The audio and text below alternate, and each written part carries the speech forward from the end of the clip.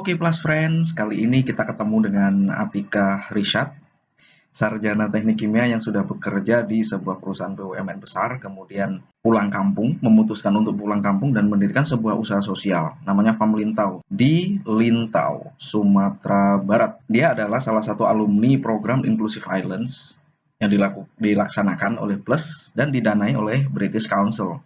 Nah, dari program inilah akhirnya dia menemukan mengkreasi produk-produknya dan membuat bisnisnya berjalan dengan lebih baik. Oke, langsung saja kita persilakan Atika untuk memperkenalkan dirinya dan apa sih yang dia lakukan. Silakan Atika. Ya, kenalin, nama aku Atika Rishad, panggilannya Tika. Pertama kali mendirikan atau menginisiasi Farm Lintau ini kalau misalnya secara tanggal itu 28 Desember 2018. Farm Lintau itu FAM. Farm itu singkatan dari Family Farm. Kita tagline-nya itu Farmers Family Supporting System. Support system buat keluarga-keluarga petani. Oke, sebentar aku tertarik. Apa sih yang sebenarnya membuat kamu memutuskan untuk ya udah aku harus balik kampung nih? Itu apa ya yang membuat itu seperti itu apa?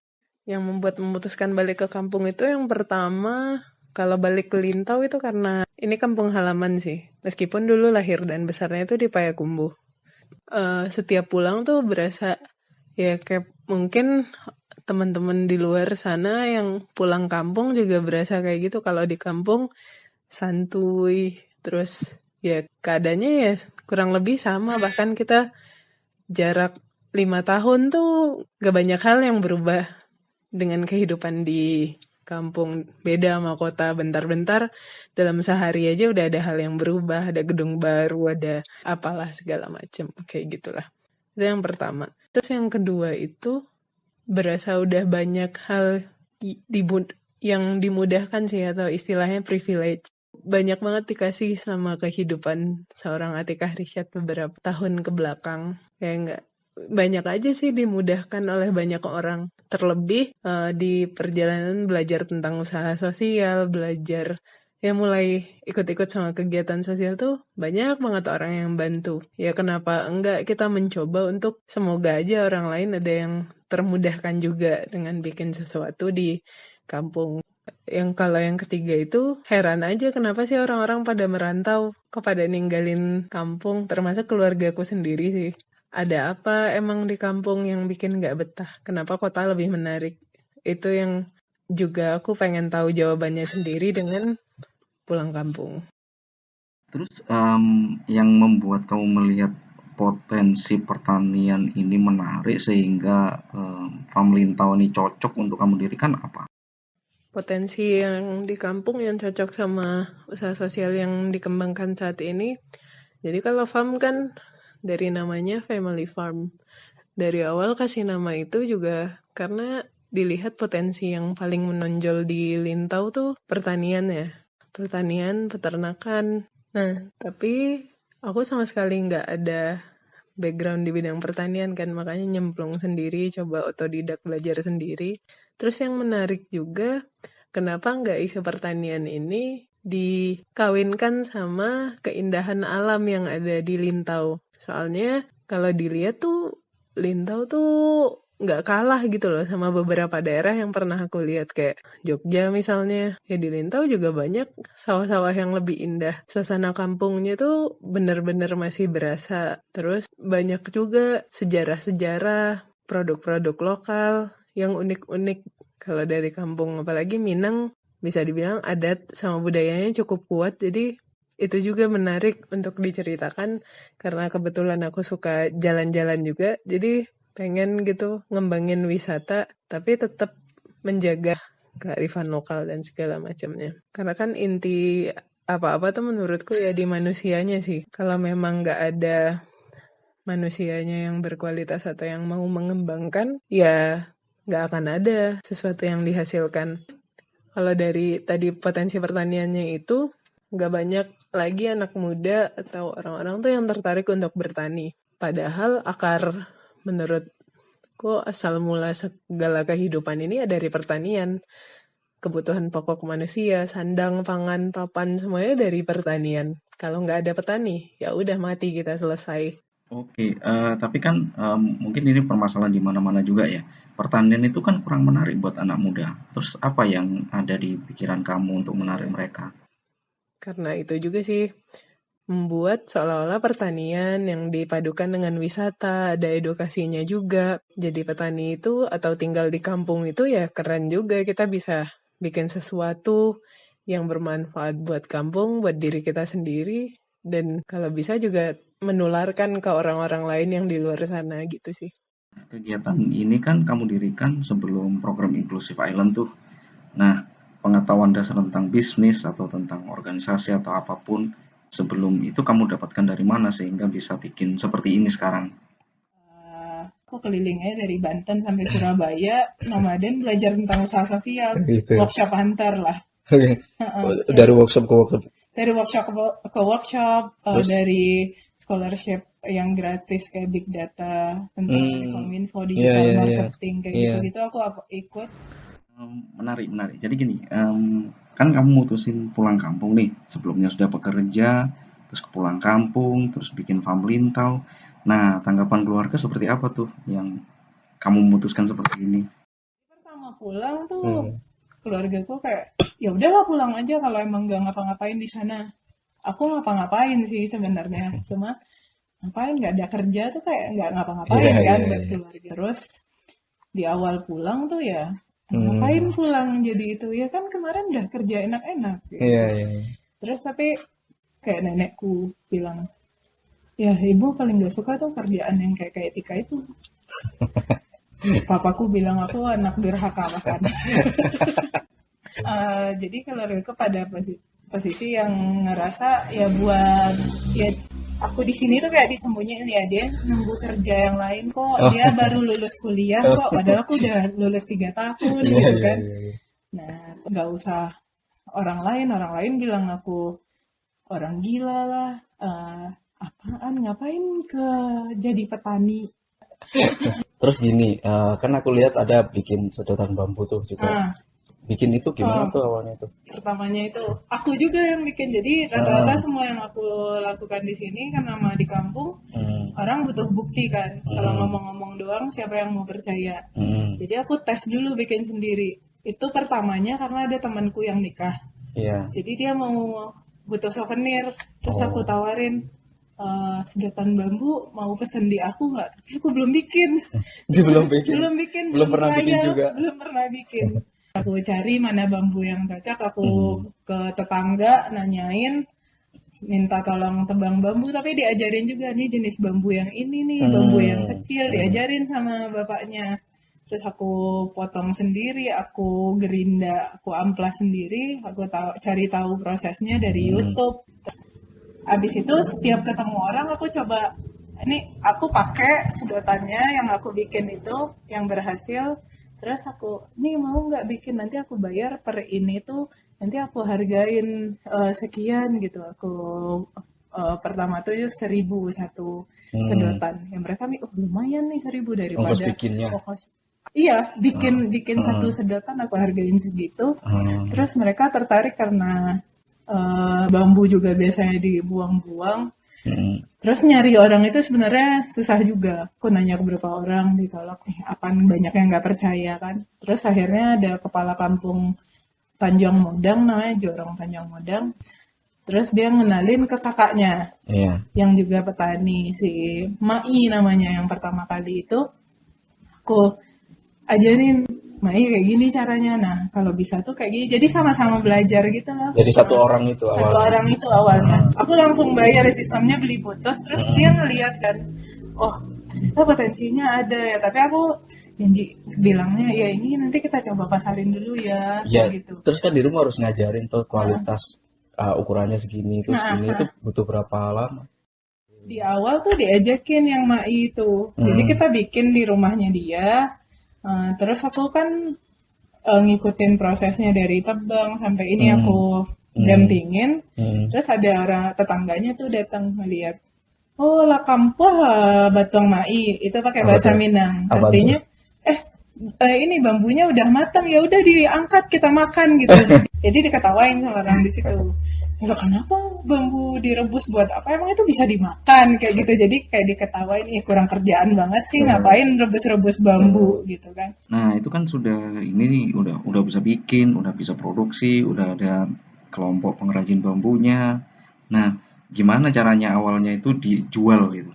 Semenjak saat itu ada temanku juga yang lagi live in di sini 4 hari, coba dong dijualin gitu. Terus ternyata kejual, dan langsung kan yang temanku yang tadi nikahan itu pesen 200 pieces dikirim ke Bandung, dan aku langsung coba desain ke kertasnya, di custom buat pakai nama-nama gitu.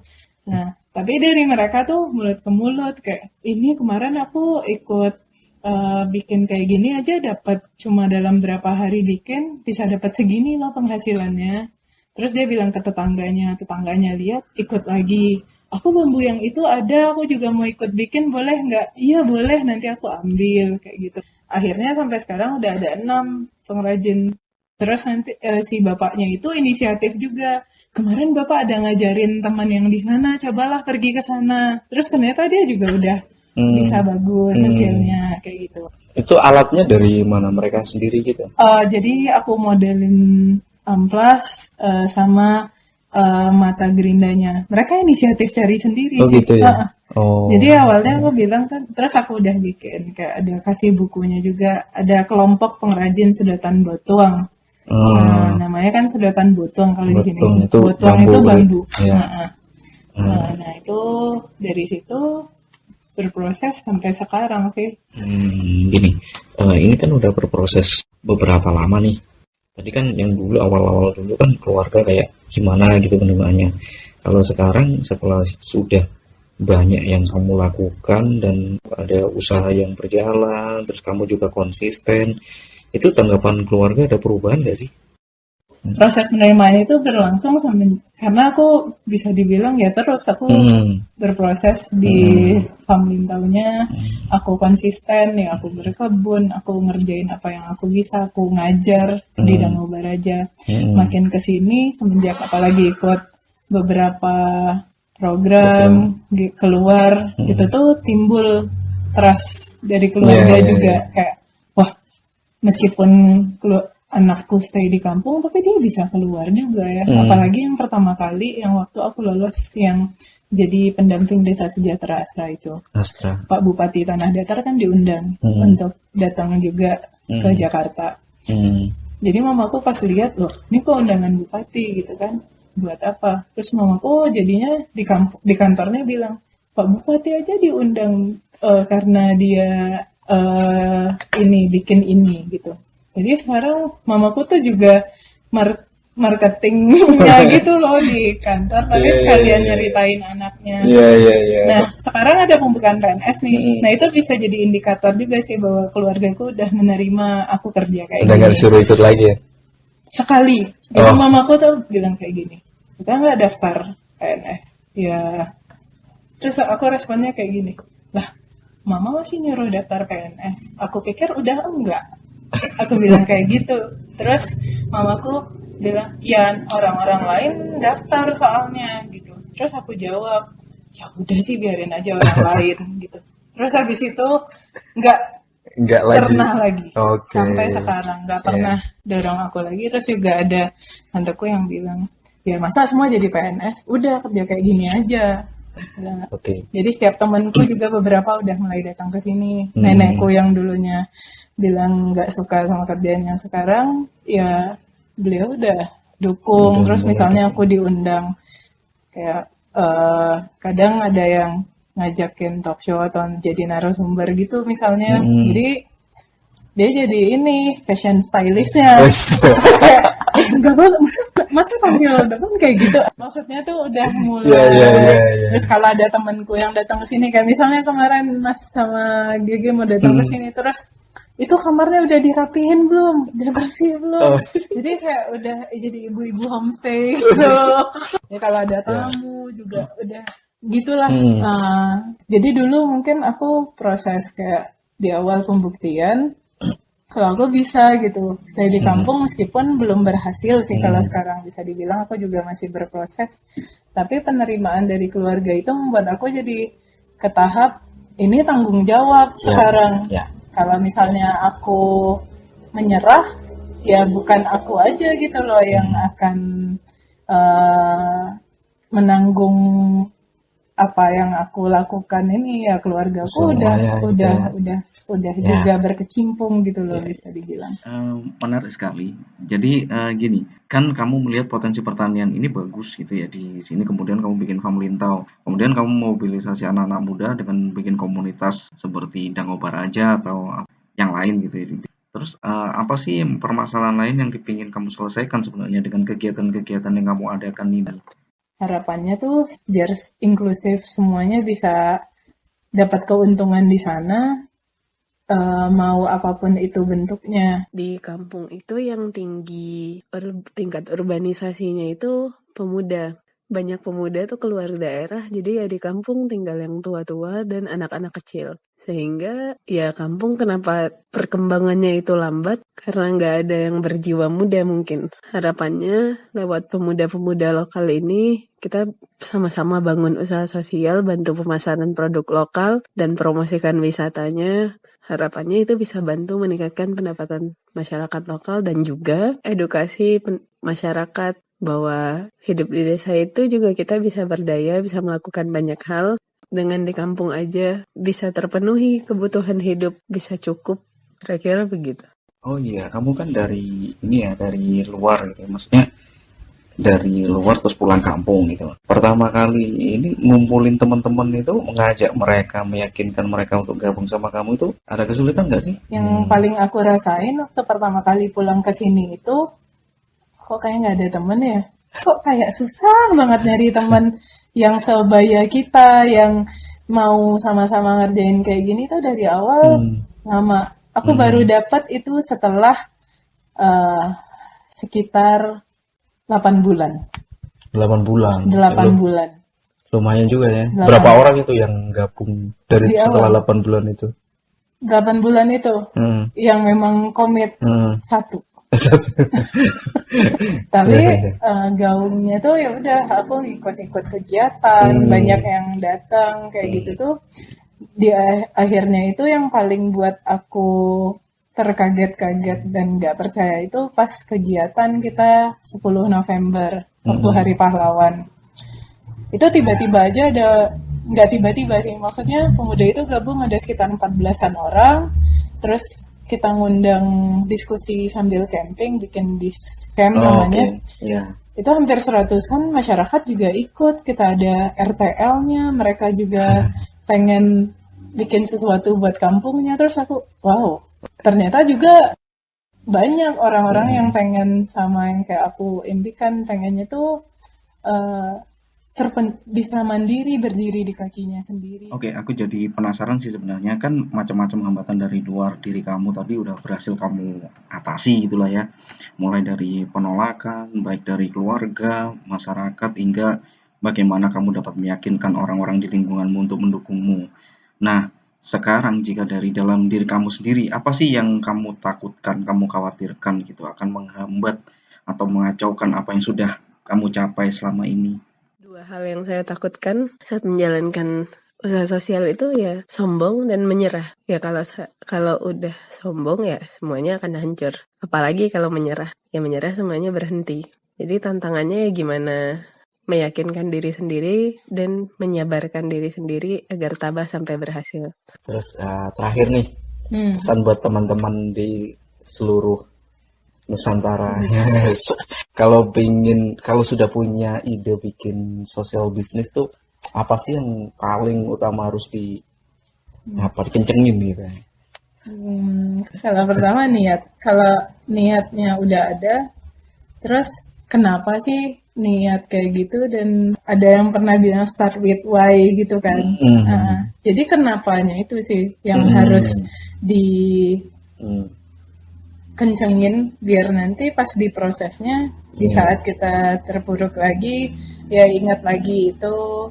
Terus sebenarnya apapun itu yang gak usah kebanyakan mikir, udah jalanin aja. Jalanin aja. Oke, baiklah. Gitu sih. Oke, terima kasih Atika atas sharingnya yang luar biasa dan tentu saja sangat menginspirasi. Baiklah, Plus Friends, ternyata memang tidak mudah untuk memulai sebuah usaha sosial. Berbagai hambatan, bahkan dari orang-orang terdekat kita, mungkin akan kita hadapi. Namun, dengan terus belajar meningkatkan kemampuan, serta konsistensi menjalankan apa yang sudah kita cita-citakan, ternyata dapat membalikkan hambatan menjadi dukungan, cacian menjadi apresiasi, dan Atikah sudah membuktikan itu. Saya Yuyun dari Plus, salam.